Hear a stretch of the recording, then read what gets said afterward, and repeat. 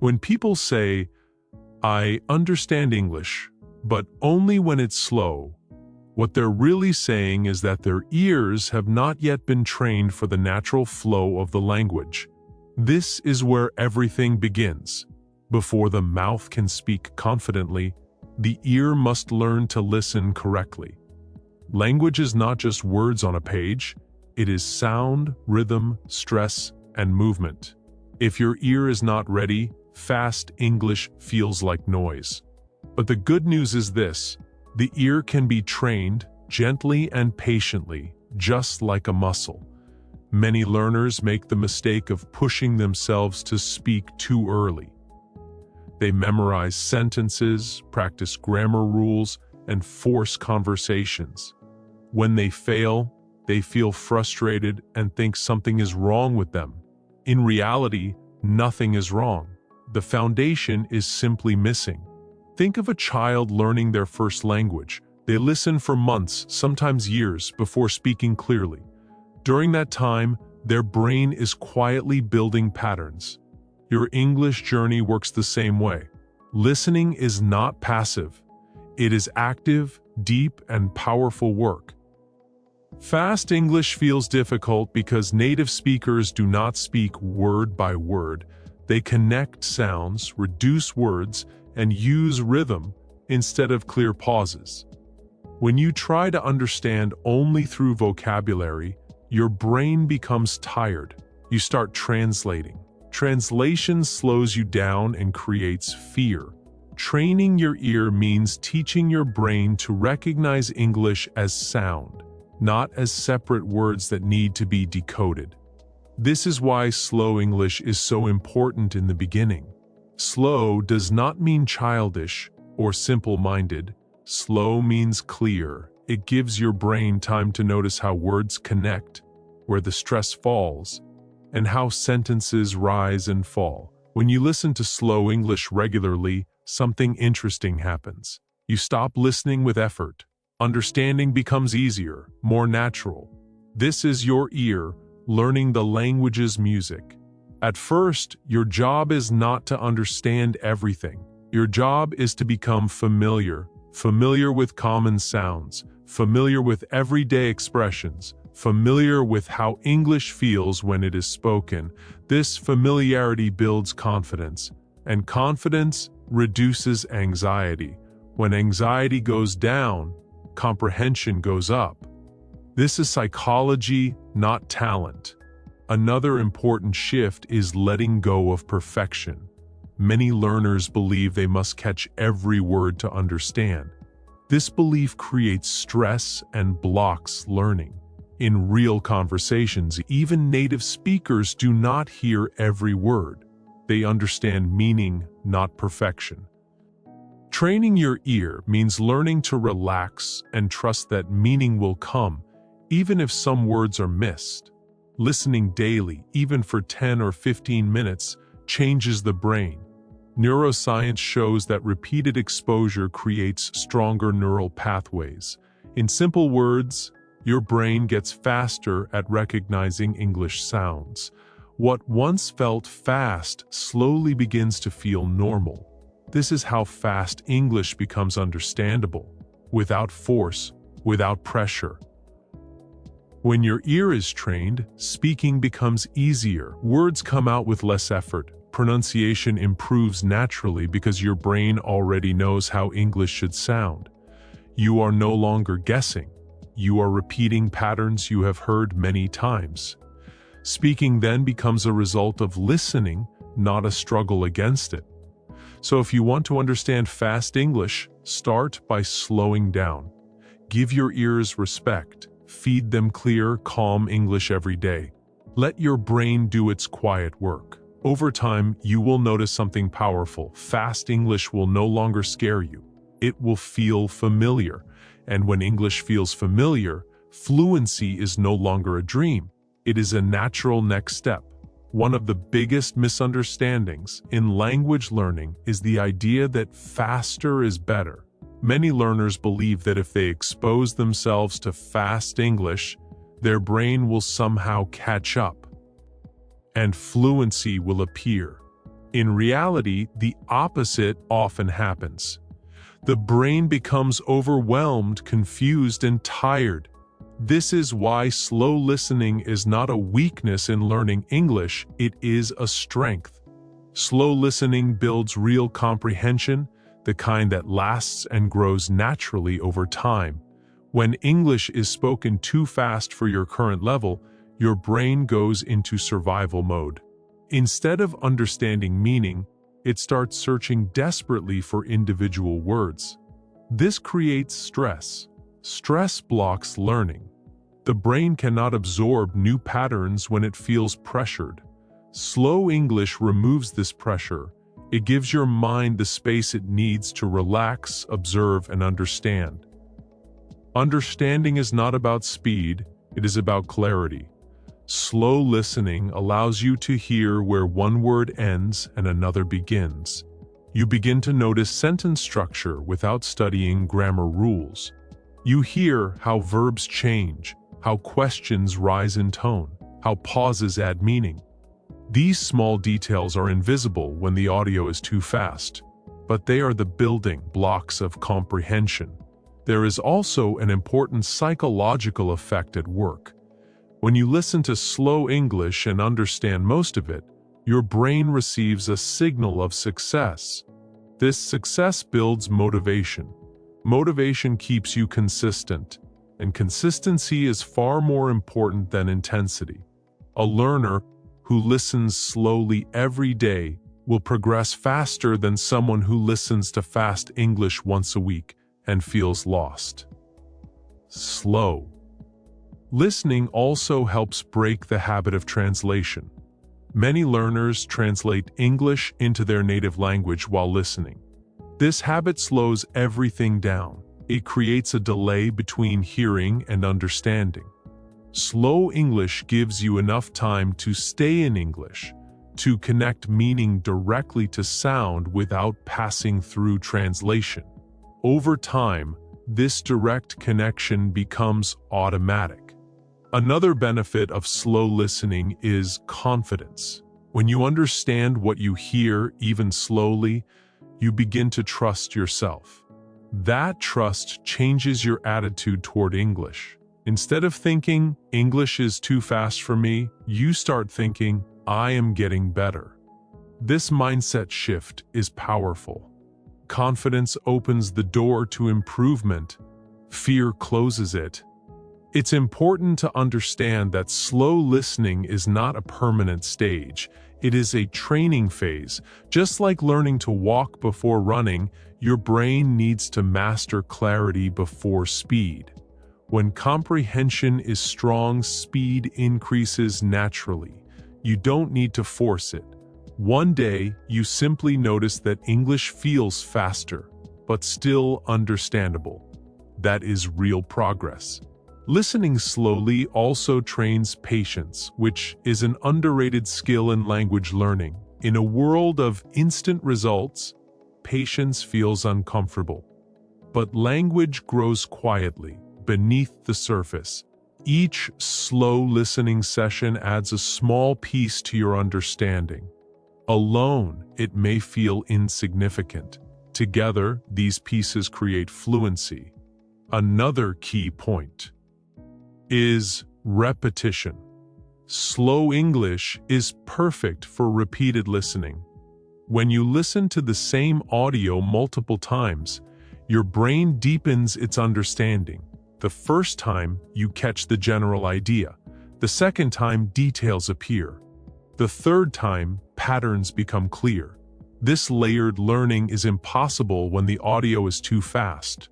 Slow listening also prepares you for real-life English. Contrary to popular belief, native speakers often slow down, simplify, and repeat when they communicate clearly. Real understanding is not about speed, it is about connection.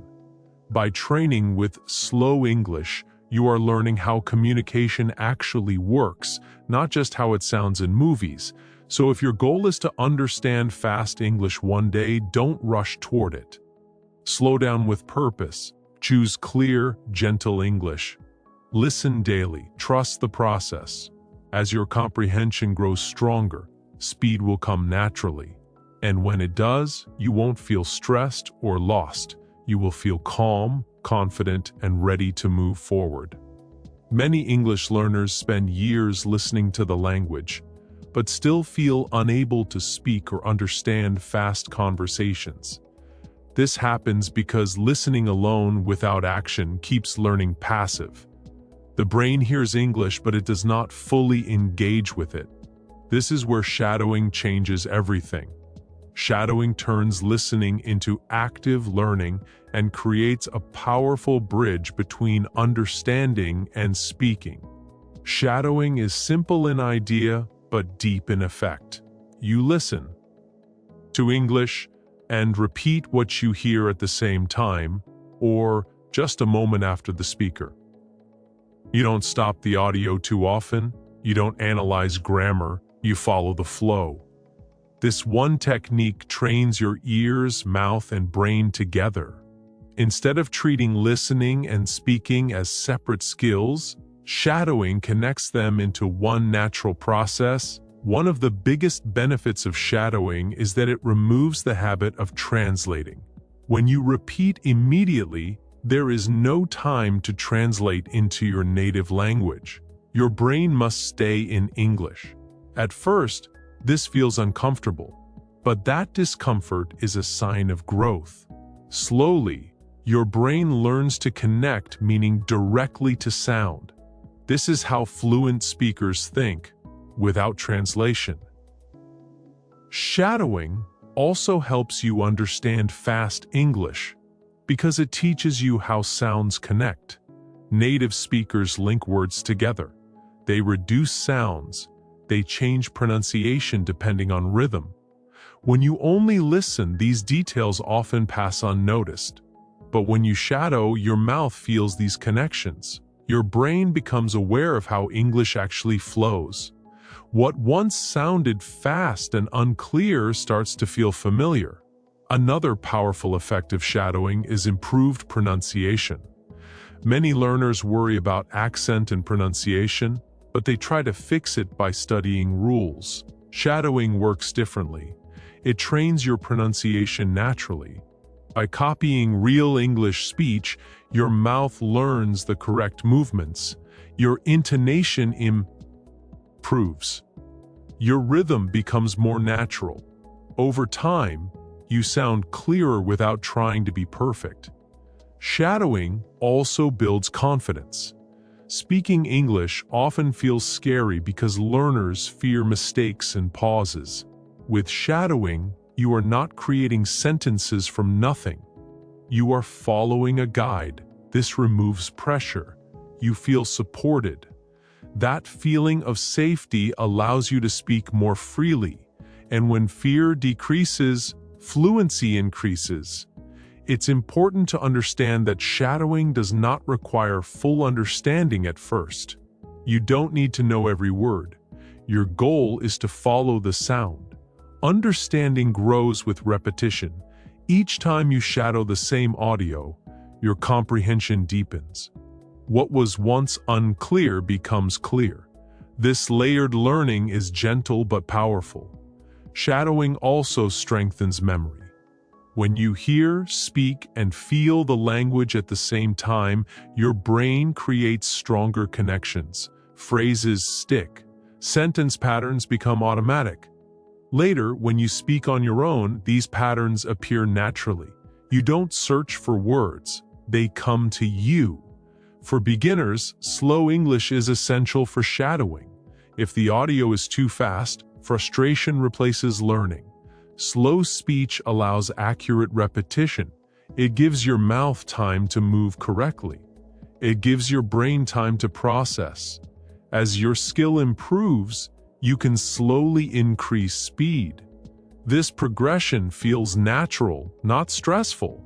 Consistency matters more than duration. 5 to 10 minutes of shadow. Wing every day is enough to create change. Over weeks and months, you will notice that English feels easier.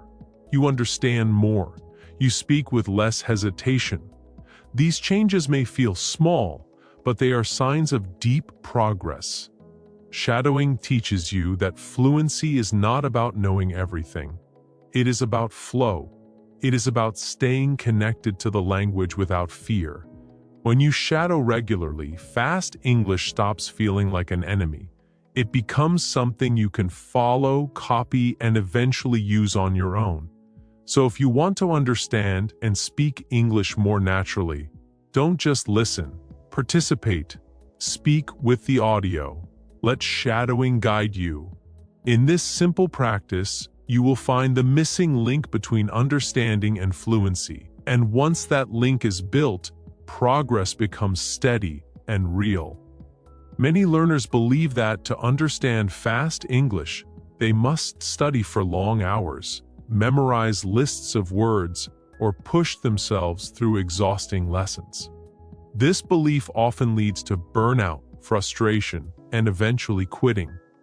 In reality, the brain learns language best through small, repeated experiences. This is why daily micro-practice is far more powerful than long, irregular study sessions. It works with your brain, not against it. Daily micro-practice means listening, shadowing, or engaging with English for a short time every day, 5, 10, or 15 minutes. This may seem too little to make a difference, but the brain does not measure progress in hours. It measures patterns and repetition. Each short session reinforces what you already know and gently adds something new. Over time, these small sessions build strong foundations. One of the biggest advantages of micro-practice is consistency. When practice feels manageable, you are more likely to show up every day. Consistency creates momentum. Momentum creates confidence. And confidence keeps you going. Long study sessions often feel heavy and demanding. When life gets busy, they are the first thing to disappear. Micro-practice fits into real life. It respects your time and energy. There is also an important psychological benefit. Short daily practice reduces pressure. When you tell yourself, "I only need to practice for 10 minutes," your mind relaxes. There is no fear of failure. This relaxed state is ideal for learning. The brain absorbs language more easily when it feels safe and calm. Daily exposure also keeps English fresh in your mind. Language fades when it is not used. Long gaps between study sessions force your brain to start over each time. Micro-practice prevents this forgetting. Even a few minutes a day keeps the neural pathways active. This makes understanding fast English easier over time because your brain is always connected to the language. Another key point is habit formation. When you practice at the same time each day, perhaps in the morning, during a walk, or before sleep, English becomes part of your routine. You no longer need motivation. The habit carries you forward. Habits are powerful because they remove decision-making. You don't ask, "Should I practice today?" You simply do. Micro-practice also allows for better focus. In short sessions, your attention is sharper. You listen more carefully, you notice details. Long sessions often lead to fatigue, where listening becomes passive and ineffective. Short, focused listening trains your ear more efficiently. This approach also supports gradual speed increase. When you practice daily with slow English, your brain adapts naturally. One day, you notice that what once felt fast now feels comfortable. This change happens quietly, without struggle. That is the beauty of micro-practice. Progress is steady, not dramatic, but it is real. Daily practice also builds trust in yourself. Each completed session, no matter how short, is a small promise kept. This builds self-belief. You stop seeing yourself as someone who tries to learn English and start seeing yourself as someone who practices English. Identity matters in learning. When you believe you are a learner, growth follows. it's important to let go of the idea that learning must be hard to be effective. Language learning is not a test of strength. It is a process of exposure, familiarity, and repetition. Micro-practice respects how the brain actually works. It allows learning to happen naturally without force. If your goal is to understand fast English, don't wait for long free hours or perfect conditions. Start small. Start today. 5 minutes of focused listening is enough to move forward. Over weeks and months, these minutes add up to hours of deep learning. And one day, you will realize that fast English no longer feels fast. It feels familiar. And that familiarity is the true sign of progress.